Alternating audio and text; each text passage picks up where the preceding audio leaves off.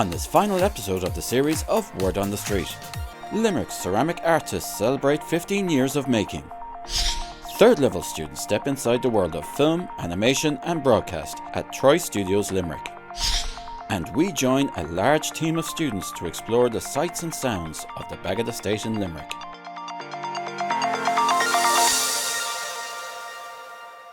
Today we visited the LSAD campus to see the ceramic arts exhibition being held. We interviewed Noreen Ramsey, a member of the Limerick Ceramics Group. Limerick ceramic artists are a network of ceramic artists from Limerick, Clare and Tipperary, and we've been having an annual exhibition since 2011. We had our first exhibition in the Hunt Museum there, and we've been having an annual exhibition each year, so this is our 15th year, and we're celebrating 15 years of the group. We've exhibited in a wide variety of places. In the last number of years, we have been regularly in the Bell Table and in the Hunt Museum, and we're only able to offer us wall space in those venues. So we're delighted this year to be in this space in the college where we're actually able to have three-dimensional work. I think for anybody who's thinking about doing ceramics as their discipline, it's lovely for them to see an exhibition of a wide variety of ceramics. For the current ceramic students, again, they're seeing a lot of different techniques and processes are being used by the different artists. And I think it's also encouraging for them. Like many of our members are graduates of LSAD, so it's encouraging for the students to see that people who graduates are working still in their discipline. I think the most memorable probably was the courtyard of the King John's Castle. It was an outdoor exhibition. Some of the other places that we've exhibited don't exist anymore in Limerick. And as I say, we've had a regular venue in the Bell Table and the Hunt Museum. We have a very active Limerick Ceramic Artists Facebook page, so that would be the main place to look for. At the moment, Jean Ryan has been putting up information about each of the artists that are in the exhibition every day. It'll be on until after Easter. It'll be finished on Thursday, the 9th of April. We also spoke to Margaret Walsh, who had some of her ceramic art on display here today. My name is Margaret Walsh and I'm a graduate of the Limerick School of Art and Design. I graduated as a mature student in 1999. I love symbolism in my work and I try to relate it and tell stories, and most of my work has a narrative. I'm a docent in the Hunt Museum and I study the collection there, and my top 3 pieces there would be a reference to the Hunt Museum collection. My triangle piece here represents Limerick, UL and the Art College. It's lovely, for them to look at the work and they get inspiration from it, I hope, and we get inspiration from them, their great enthusiasm.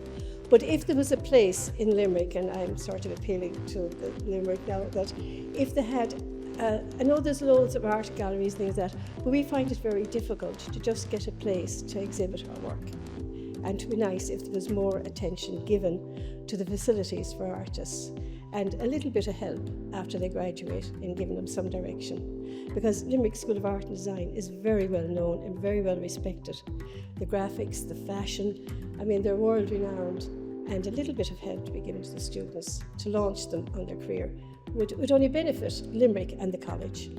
I'm very grateful to them for what I've done, but I was a mature student and I had, family and that, but I had backing in my own. But for fledgling students coming out, a bit of support rather than launch them into things and let them kind of fall or stand as they may.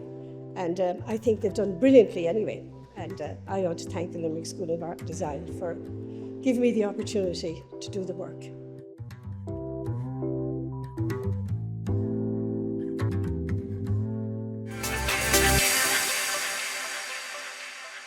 On March 3rd, Word on the Street crew went to Troy Studios' Access All Areas event. We interviewed Rachel Power, Crew Academy Manager of the National Talent Academies at Film in Limerick, about what today is really all about.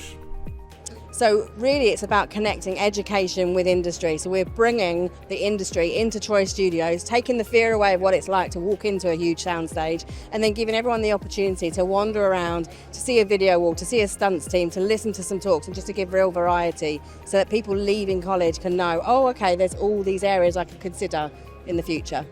So I work for the Film Office, Film in Limerick, with my colleague Paul C. Ryan, and our role is to deliver this whole programme today.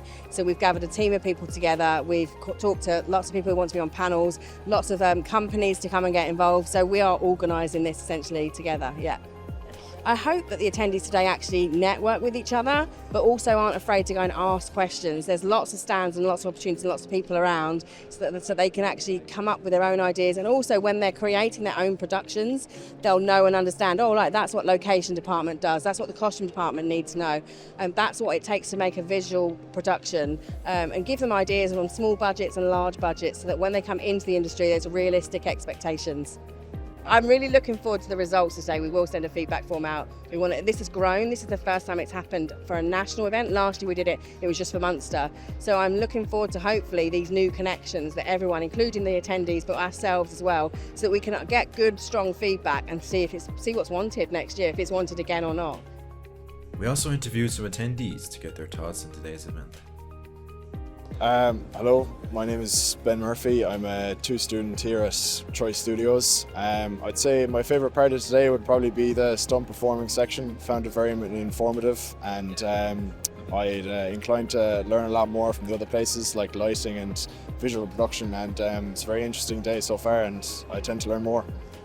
Oh, so my favourite part of today was meeting people from the industry, getting to hear like the ins and outs of what actually happens for production companies, and yeah, overall meeting other people, like-minded creatives.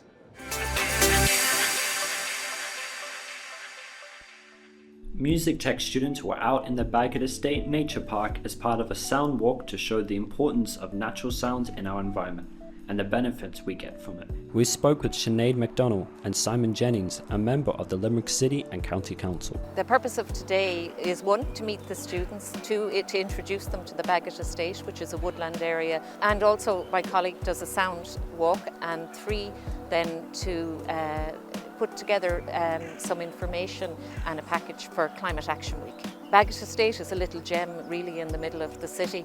The challenges can be, well, 1, it was kind of hidden and people didn't see it. So one of the things that the environment section did and the park section did a number of years ago is they put a proper pathway through it. That allows kind of passive surveillance, if you like. And while we've been walking here, we've met people walking their dogs, we've met parents with children, we've met a creche pushing buggies, local school children use it, so it's very well used now for outdoor recreation, if you like. But I've also come across people doing biodiversity studies here. The bumblebee study is done here every year, and we will be looking at getting a butterfly survey done here as well this year.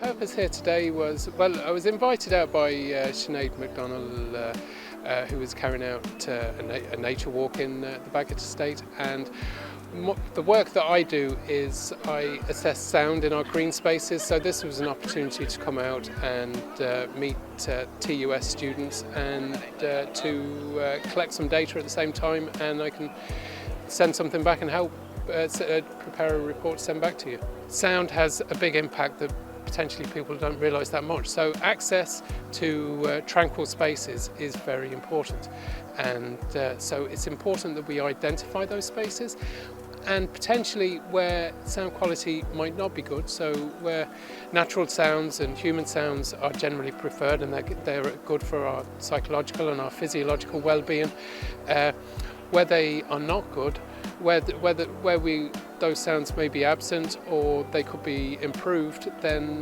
there is the potential there to make improvements to identify with the measurement and people's perceived responses.